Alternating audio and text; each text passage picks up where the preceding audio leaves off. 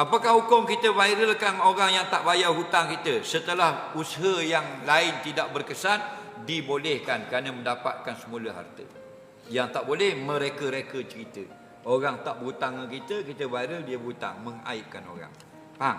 Sebab tu kalau orang berhutang tak mau bayar, buat gambar dia dulu, nama, alamat, IC bos semua, tulis itu, orang ini nama sekian-sekian, kampung sekian, berhutang dengan saya RM4,000, memang sengaja tidak mau membayar.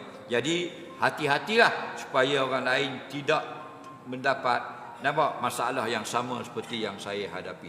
Tunjuk ke tuan hutang dulu, dalam masa sebulan kita akan viralkan benda ini. Dia kata viral, aku tak ada apa. Tolong viral, bukan nak dapat duit dah, supaya orang lain selamat. Sebab tu kita boleh sebut keburukan penjenayah supaya orang lain jaga-jaga tak kena perdaya penjenayah tersebut.